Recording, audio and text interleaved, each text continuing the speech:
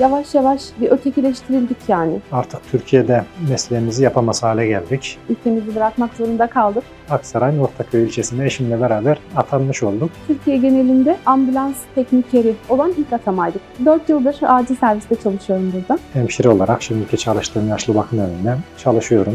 Ben şahsen hep dualarımda dedim ki Allah'ım bir şey olacaksa hepimize birden olsun. Bu kadar kişi yalan söylüyor, siz mi doğru söylüyorsunuz? Meriç'e geldiğimiz zaman karşıya geçeceğimiz bot o kadar küçüktü ki 2 turda geçebildik. 2 yıl geçti yani şu yaşananlardan sonra hiç kimse bize aç mısınız demedi. Eşim hala etkisinde. Dualarımızdalar, anılarımızdalar. İnşallah Allah'a emanet olsunlar. Almanya Erwitte şehrinden herkese merhaba. Bugün tutunanlarda hemşire bir aileyle beraberiz. Karı koca hemşire Ekrem Bey ve Pınar Hanım. Tabii öncelik bayanların olduğu için ben Pınar Hanım'la başlamak istiyorum. Sizi bir tanıyabilir miyiz? 3 çocuklu bir ailenin ilk çocuğuyum. Bir kız kardeşim, bir de erkek kardeşim var. Annem babam çiftçilik yapıyorlardı. Mersin Anamur'da doğdum. Yörük hayatıyla büyüdüm. Davarların, hayvanların yanına giderdik, süt sağardık. 1983 Mersin doğumluyum. 3 kardeşiz. Babam işçi emeklisi, annem ev hanımı. Babam tarafı Yörük, dedem onlar, babaannemler Akkuyu Nükleer Santral bölgesi. Babam orada çalıştı, oradan emekli oldu. Orada çalıştığı için babamın işinden dolayı biz o küçük kasabada liseye başlayana kadar bulunduk, yaşadık. İlkokula yine bulunduğumuz mahallede gittim. Maddi imkanları çok sınırlı bir ailede büyüdüm. Öğretmenim mesela hep bana destek olurdu. Dolayısıyla öğretmen olmayı çok istedim. En büyük hayalim öğretmen olmaktı. Tabii kasabada lise yok, mutlaka bir şehre gitmemiz lazım. Babamızın da işinden dolayı orada bulunması lazım. Ne yapalım, ne edelim? Bari işte 2'ye bölünelim. Hani babam orada hafta içi çalışsın. Bizler de annemle beraber 3 kardeş Anamur merkezde okula gidelim. Anamur'da bir şey yapıldı, anons yapıldı. Sağlık mesleği tekrardan öğrenci alınacak, diploma notu üzerinden öğrenci alacak, duyurulur diye. Amcam da sağlık meslek lisesinde müdür. Böyle bir fikir ortaya koydu. Ya dedi, acil tıbbi teknisyen bölümü açıldı. Hani bu erkekler için de bir fırsat. Dedim ben hani buraya gideyim, bitireyim burayı. Sonra hem çalışır hem okurum. Kendi üniversitemi kendim finanse ederim. Hem de kardeşlerime de yardımcı olurum ekonomik anlamda da öyle karar verdim. Ya olur dedim, hani böyle boyum bükük olur, fark etmez, gidelim buraya gidelim. Okula da zaten ikinci sıradan alınmıştım. Sağlık meslek lisesine girişim öyle oldu. Baktık erkek öğrenciler de var. Bir tanesi de benim eşim. Aynı sınıftaydık o zaman.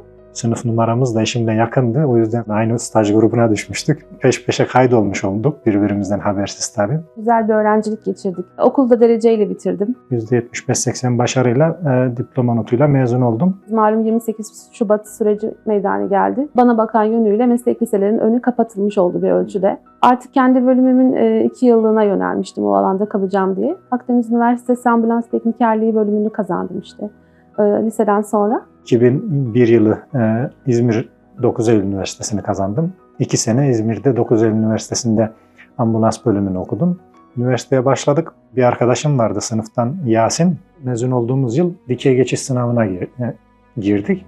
İkimiz de Uludağ Üniversitesi Sağlık Memurluğu bölümünü kazandık. Yasin bana dedi ki, ya dedi ben bir evde kalacağım, beraber kalalım istersen. Ya olabilir dedim, neden olmasın. Öğrenci evine bu şekilde yerleşmiş olduk. Anamur'dan, memleketimden en yakın arkadaşım var. İşte Ayşe, Ekrem, ben. Ayşe üçümüz aynı sınıftaydık. Onun da ablası Antalya'yı kazanmıştı. Onlar da kayıt için Antalya'ya gelmişler. Teyzesi orada oturuyor ama şehirden biraz uzakta. Kayıt için konuşurken işte onlar da sohbet ederken diyorlar hani Ayşe'nin de bir arkadaşı vardı Pınar diye. Onlar da diyorlar ki gelsin bizde kalsın diyorlar. Biz de zaten bir öğrenciye destek olmak istiyorduk diyorlar. Sonra o en yakın arkadaşım dediğim Ayşe aradı. Ben referans oluyorum dedi yani sana güvence veriyorum. Lütfen dedi bu şansı kaçırma.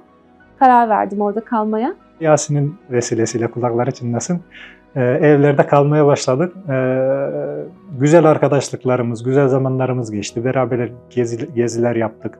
Hepsi vatanına, milletine hizmet etmeye çalışan, ortaokul çağındaki, lise çağındaki öğrencilerin elinden tutmaya, sokaktan toplamaya çalışıyor. Bu çocukların ellerinden tutalım, ev ödevlerine yardımcı olalım.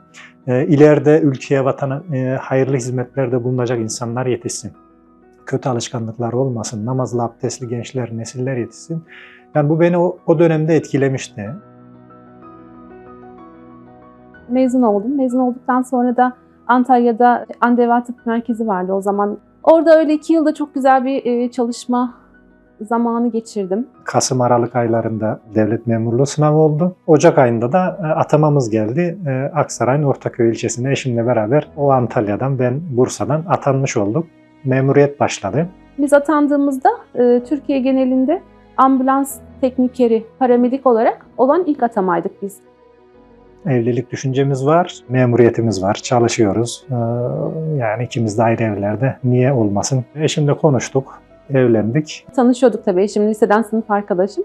Üniversitede okurken falan da vardı yani iletişimimiz. O zaman cep telefonu olmasa da arada mektuplaşıyorduk. Yani belli bir zamandan sonra mektupta maalesef şu an mektuplarımız da yok. Evet, kitaplarımızla birlikte mektuplarımız da imha edildi ne yazık ki. Bilememişlerdir onun içerisinde bizim için öyle şeyler olduğunu. Hepsini bir yere koymuştuk, kitaplığı boşaltıp.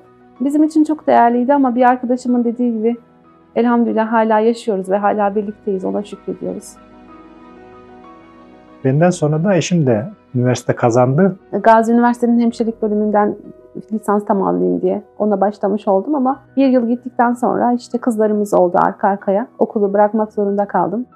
Derslerin saatiyle alakalı zorluk çekiyorduk. Bazı hocaları bunu çok sıkıntı yaptı. Benzer şartlarda başka gelen öğrenciye tolerans tanınırken eşim kapalı, başörtülü. Orada bir hissettik bunu yani. Bariz şekilde açıkça istemediler. Aradan zaman geçti. Bir şey duyduk. Okuldan atılan herkese af geldi diye. Tekrar kayıt oldum 7 yıl sonra. Aksaray Üniversitesi'ne geçiş yaptım. Tam okulun bitmesine yakın oğlum da doğacaktı. Ama elhamdülillah başarmış olduk. O da hemşirelik bölümünü tamamlamış oldu. Beraber ikimiz de hemşirelik ya da işte sağlık memuru diplomalarımızı almış olduk. Hiç aklımıza gelmezdi Almanya'da işe yarayacağı. Yani bu diploma Almanya'da. O zaman diyorduk bu kadar sıkıntıya değer mi? O karmaşanın içerisinde çocuklar, nöbetler, gecen gündüzün birbirine karışıyor nöbetlerden dolayı. Neyse belki bir gün işimize yarar diye bitirdik, mezun olduk. Almanya'ya nasip oldu yani diplomalarımızı kullanmak. Türkiye'de aslında hep paramedik olarak çalıştık. Bir taraftan tabii diğer özel hayatımızdaki kendi ideallerimizle, dünya görüşümüzle alakalı çalışmalarımız da vardı. Gezilere gidiyorduk arkadaşlarla birlikte. Öğrencilerle ilgilenmeye çalışıyorduk. Onlarla bazen yemekler yiyorduk. Onları ağırlamaya çalışıyorduk. Elimizden geldiğince maddi destek olmaya çalışıyorduk. Yurtlarda onları ziyaret etmeye çalışıyorduk. Günler güzel bir şekilde geçerken olaylar değişti, politika değişti, ülke gündemi değişti. Yavaş yavaş bir ötekileştirildik yani. 112'de biz bir aile gibiydik. Ben en azından onları öyle görüyordum. Çok güzel dostluklarımız oluyordu. Birbirimize yemeğe gidiyorduk, birlikte piknik yapıyorduk. Şeffaftık birbirimize karşı. Hani bizi aslında çok yakından tanıyorlar. Ama gerçekten siyaset bazı insanların içinde yaşayan bir şey varmış. Canavar varmış, onu dışarı çıkardı. 1 Eylül'de ben ihraç oldum. 22 Kasım. Kasım'da ben Kasım ihraç oldum. 2016'da Evet. da eşim KYK'yla ihraç oldu. Düşünün yani 12 yıllık devlet memuruyduk. Bir yeşil pasaport bile çıkartmamışız. O kadar ülkemizi seviyoruz ki. Yani orada ölmek istiyoruz yani. Hani bir söz var ya, insan neyi çok severse onunla imtihan olur diye. Çok ciddi bir vatan ve millet sevgisiyle büyütüldük çocukluğumuzdan beri. Mesela ilkokulda ben hatırlıyorum Atatürk ölmedi, yüreğimizde yaşıyor şarkısını söylerken gözlerimizden yaş aktığını sınıfta. O milleti, o devlete hizmet etmeye çalıştık. İşimizi hep en iyi yapmaya çalıştık. Yeni şeyler öğrenmeye, yeni sertifikalar aldık, eğitimlere gittik. Ama en sonunda vatan hainliğiyle terörist olarak suçlanıp özgürlüğümüzü, işimizi, bir noktada ülkemizi kaybettik. Ülkemizi bırakmak zorunda kaldık. Peki bu süreçte ailenizle ilişkileriniz nasıldı? Benim için ağır bir soru, eşimi bilemiyorum. Hani burada Almanya'da Interview'de de onu sormuşlardı. İlk soru olarak ailenizden kimseyle kontağınız var mı demişti oradaki röportör. Çok şok oldum, böyle kaldım. Çok zor bir soruyla başladınız dedim. Bir müddet durduk öyle. Sonra zaten vücut dilimi not almışlar. İşte çok üzüldü, ağladı, işte şok oldu falan diye. Olaylar olunca tatildeydik zaten, annemlerdeydik. Darbenin belli bir kesimin üzerine hani yıkıldığı duyuldu. Benim ailemde açıkçası sana bir şey demiyorlar ama gördükleri haberlere de inanıyorlar. Bir konuşma geçti aramızda. Yani direkt dediği şey, yani televizyondaki çıkanları kastederek. bu kadar kişi yalan söylüyor da siz mi doğru söylüyorsunuz? Ben kucağımda bebek vardı. İşte oğlum çok küçüktü. Öyle hani üzerinizden kaynar sular dökülür ya böyle. Yani çocuğu düşürecektim böyle kolumdan. Çok acayip bir andı yani. Bayılacağım zannettim. Çocuğa sarıldım düşmemek için, böyle toparladım. Sonra bebeğin olduğunu kucağımda fark edince. Söylemeye çalışıyoruz yani, bu böyle değil, bu çarptırılıyor. Bizim çocuklarımızın gittiği okullarda, bu okullardan belediye başkanı, emniyet müdürü, valinin, vali yardımcısının, aklınıza gelebilecek bütün bürokratların çocukları bizim çocukların okulundaydı. Bunu herkes biliyor. Bütün şehirlerde neredeyse böyle. Ailelerimize bunu anlatmaya çalışıyoruz. Ama ne yazık ki medya kadar etkili olamadık yani. Ama şunu bir kere duymak isterdim. Sen benim çocuğumsun, ben seni tanıyorum deyip böyle bir kere biri beni böyle sarsın ve bana inandığını, her şeye rağmen her zaman yanımda olduğunu bilsin. Mesela babam, isterdim yani bunu. Bu cümleleri duymayı isterdim. Belki içinden geçirmiştir, bilemiyorum ama buna duymaya çok ihtiyacımız vardı o dönemde. Ben babamın yetiştirdiği kız olsaydım herhalde şu anda babamla kesinlikle bir kontağım olmazdı. Onlar bunu bilmiyorlar ama biz sonradan olmamış gibi davrandık. Bazı şeyler geçmiyor yani. Orada röportajda da söylemiştim. Yani babamın bana değil de televizyonda gördüğü bir siyasetçiye inanmasını hala hazmedemiyorum mesela. Çocukluğumdan beri çalışıyorum. 18 yaşında çalışmaya başladım ve ilk maaşımdan annemlere para gönderdiğimi hatırlıyorum. Hep destekledim mesela ailemi, babamı yani maddi olarak, manevi olarak.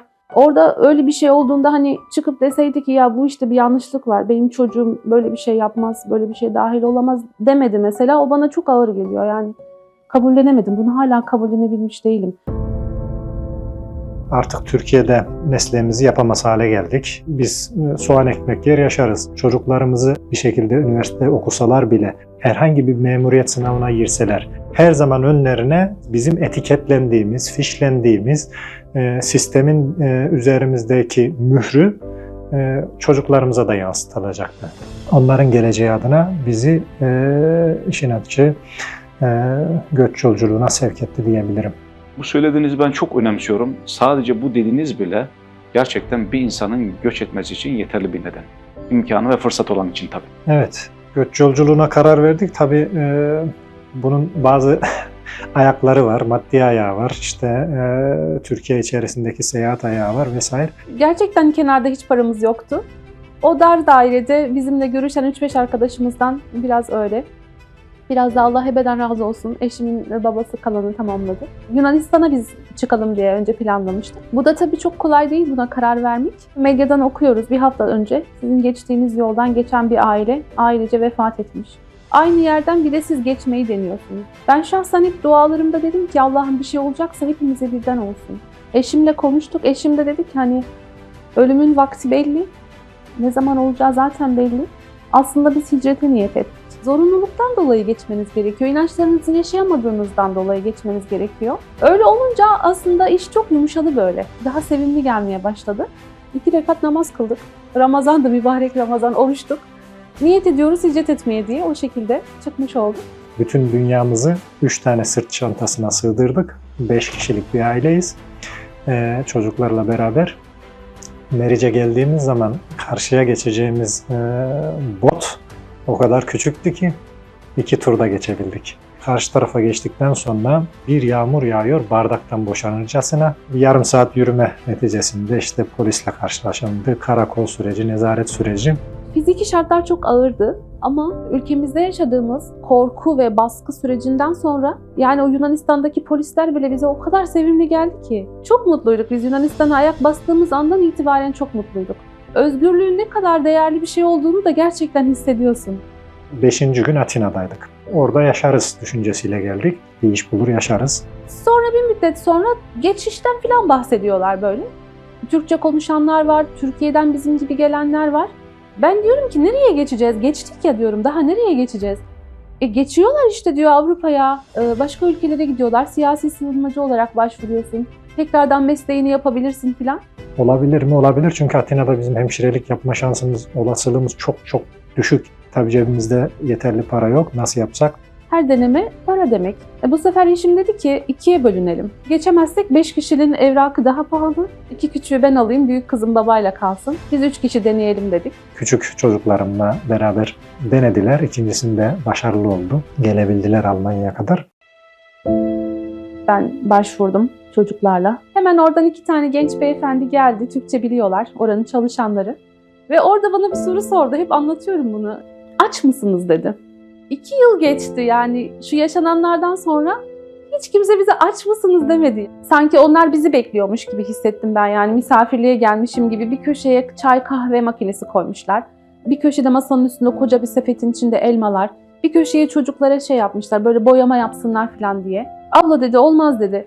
Çocuklar dedi elma falan alsınlar dedi. Bakın dedi sıcak çay var hemen dedi bir şeyler yiyin. Ben zaten hani psikolojik olarak o kadar stres altındayım ki teşekkür ederim dedim. Ama gerçekten şu an yiyemeyeceğim dedim. Ama o kadar nazik, o kadar insancıllar ki hayret ettim yani. O kadar alışmışız ki son 2 sene horlanmaya. O gün ben orada karar verdim. Eğer dedim burada kalabilirsem, ben bu ülkede bana kalma izni verirlerse en hızlı şekilde buraya entegre olup çalışmaya başlayacağım. Ben de bu sistemin içerisinde bir şeyler vereceğim. O an orada karar verdim. Formlarımızı doldurduk, büyük bir salona götürüldük. Orada bekliyoruz akşama kadar. Yine Türkçe bilen bir beyefendi vardı. O beni hep gözlemliyormuş. Uzaktan geldi dedi ki, yenge dedi, yeter artık ne olur dedi, üzülmeyin. Ben dedi bakıyorum siz dedi sabahtan beri hiç yerinizden bile kalkmadınız, hiçbir şey yemediniz dedi. Sonra gitti kendisi dolabı açtı. O sandviçlerden filan paketlerden 6-7 tane getirdi benim poşetimin içerisine önüme koydu. Herhalde çekindiğimi düşünüyordu. Dedi ki çok güzel bir kampa gidiyorsunuz. Lütfen artık üzülmeyin. Artık dedi Almanya'dasınız. Güvendesiniz. Artık size hiç kimse bir şey yapamaz. Otobüse bindikten sonra gideceğimiz yerin adresini yazmışlar böyle küçük bir kağıda. Ve hepimize dağıttılar. Dediler ki yakınlarınıza, akrabalarınıza yani ülkemizdekileri diyorlar. Haber verebilirsiniz. Adresinizi söylemeniz gerekirse bu kağıda bakın. Ne kadar güzel bir düşünce. Yani kim düşünür bunu? Eğer haber vermek istersek çünkü adresi bilmen, şehir isimlerine falan aşina olman imkansız. Hepimize dağıttılar. Hala cüzdanımda saklıyorum o ilk kampın adresini hatıra olarak. Esra ile ikimiz orada kaldık. Ben işte nasıl yapabiliriz hesaplıyorum, biz nasıl geçebiliriz hesaplıyorum. Zaten yeterince ayrı kaldık.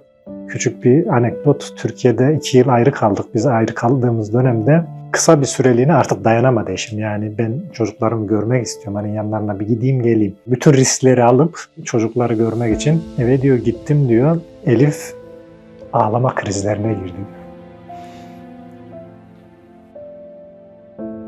Eşim hala etkisinde. Geçen gece ağlayarak böyle ağlama sesini duydum yani eşimin. Seslendim. O ilk etapta duymadı. Uyuyor yani. Hala uyuyor ama ağlıyor. Ne oldu dedim. Biraz önce anlattığım şeyi anlattı. 7 sene geçmiş. Hala onun etkisinde yani. Kolay değil. Bu çocuklar da bu jenerasyon böyle yetiştiler. Hala yaşayan var. Hala hapislerde olan insanlar var. Hala o insanların çocukları annesiz babasız. Yani dualarımız onlar da bir an önce bir araya gelmeleri yani.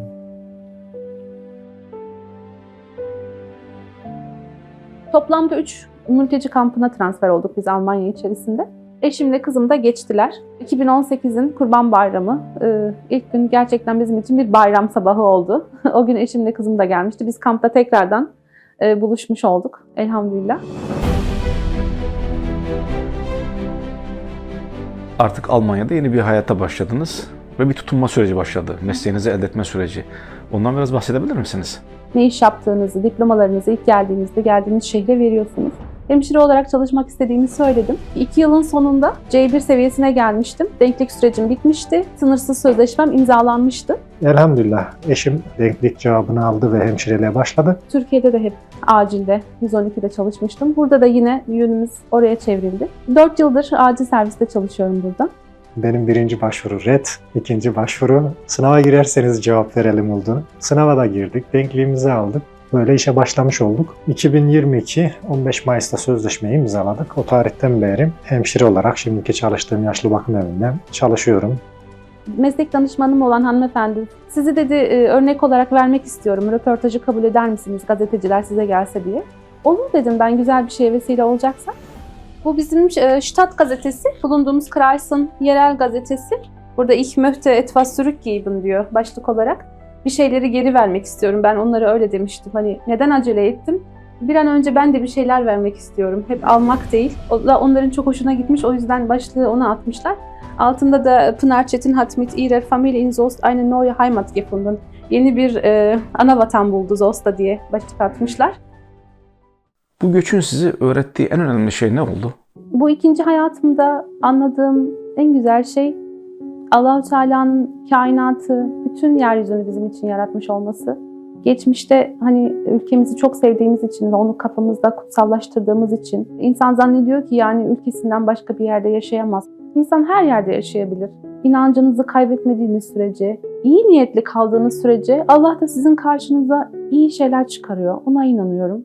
Rızkı veren Allah bir şekilde bize de buralara kadar gelmeyi nasip etti sağ salim. Buralarda çalışma imkanları bulduk. Yani bu bizim kendi irademizle başarabileceğimiz bir şey değil. Biz bu dili öğrenme süreciyle, bir iş bulma, işte topluma entegre olma süreciyle, hani biz bir tabiri caizse köprüyüz, arada bir tamponuz, dolgu malzemesiyiz. Bu çocukların iyi yerlere, iyi konumlara gelip insanlığa hizmet etmeleri adına. Yani biz kendimizden geçtik, kendimizi unutalım. Bu çocuklar için değer yani. Hicrete de değer, yer değiştirmeye de değer. Ben Esra, 19 yaşındayım. Buraya geldiğimde ben 13 yaşındaydım. Liseyi bitirdim. İnşallah bu sene öğretmenlik okumak istiyorum, üniversiteye başlamak istiyorum. Ben aslında sanatla uğraşmayı seviyorum. Ve sanatı hangi alanda en çok kullanabilirim ve daha çok insanlarla çalışabilirim diye düşündüm. Mimarlık da düşünmüştüm ama daha sonra böyle ofiste çalışmanın bana çok uymadığına karar verdim. İnsanlarla çalışmayı sevdiğim için öğretmenliğe karar verdim. Resim çiziyorum, yazı da yazıyorum. Birkaç arkadaşım daha var. Onların da yazı yazdığını ben öğrendim zamanla. Sonra beraber böyle bir dergi çıkarma kararı aldık. Ama yılda bir kere. Yıl boyunca yazıyoruz, web sitede paylaşıyoruz. Paylaştığımız yazıları daha sonrasında en güzellerini seçip dergide paylaşıyoruz. Geçen sene ilk defa yazılı olarak bastırdık. Bu işte 2024'ün dergisi ve ilk defa bastırdığımız dergimiz oldu. Dergiye kendi yazılarımızı koyduk. 5 kişi olarak. Ve işte tasarım bize ait. Yine resimler, içindeki resimler bize ait. Fotoğraflar bize ait. Bu şekilde. Güzel bir sohbet oldu. Samimi duygularınızla sohbetimize iştirak ettiniz. Teşekkür ediyorum ama sonuna geldik. Son olarak ne demek istersiniz? Son olarak bu zulmü yaşayan kardeşlerime, hala bu zulüm altında ülkede sıkışmış, dünyanın farklı yerlerinde sıkışmış arkadaşlarımıza, öncelikle imkanı olanlara, tabii herkes belki imkan da bulamıyor. İmkanınız varsa mekan değiştirin. Rızkı veren Allah her yerde rızkımızı veriyor. Sevdiklerimiz uzakta. Hiçbir zaman mutluluğumuz %100 değil yani şu anda. Yani hiçbir zaman evet biz geldik, kurtulduk. Her şey şimdi güzel oldu. Bu sanırım her birimiz bir feraha çıkmadıktan sonra bu mümkün olmayacak. Vefat edenler oldu, çocuklarını kaybedenler oldu. Sadece şunu bilmek rahatlatıyor. Hepsinin mükafatını ahirette alacaklar. Allah-u Teala inşallah onları en güzel şekilde sevindirecek. Beni rahatlatan tek şey bu yani. Hem maddi hem manevi. Onlarla beraberiz. Dualarımızdalar. Rabbim tez zamanda onları da sahili selamete eriştirsin, erdirsin. Hep dualarımızdalar, anılarımızdalar. İnşallah Allah'a emanet olsunlar. Burası bizim aile göç müzemiz. Unutmayalım yaşananları diye böyle bir şey düşündük. Yunanistan'dan, ilk mülteci kampından uzun bir süreden sonra ailece bir araya geldiğimiz için çok mutluyduk. Bu resmi çektirmiştik o gün. Bunlar asker cüzdanları. Meriç'ten geçerken içerisine paralarımızı koyup boynumuza asmıştık kaybolmasın diye. Ve içerisinde cevşenlerimiz, ashab-ı bedirlerimiz de vardı. Bu da Haim'da, kamptan sonra Haim'da. İşte artık evde hiçbir eşyanız yok düşünün. Şehriye koyacak kabım yoktu. Kızım yoğurt kabından böyle bana şehriye kabı yapmış. Kendi el yazısı olduğu için bunu saklıyorum anı olarak. Bu benim Meriç'ten geçerken giydiğim ayakkabılarım. Tabii yıkanmış hali. Kıyafetlerimiz, eşimin şapkası yine o günlerden kalan. Bu da sandaletim. Yunanistan'dan Almanya'ya turist halinde geçmeye çalışırken giydiğim sandaletim. Yani çocuklara şu mesajı hatırlatmak istiyorum hep. İnsan her zaman yeniden başlayabilir. Başlamalıyız belki de. O yüzden bunu buraya koyduk ki gelip giderken görüyoruz.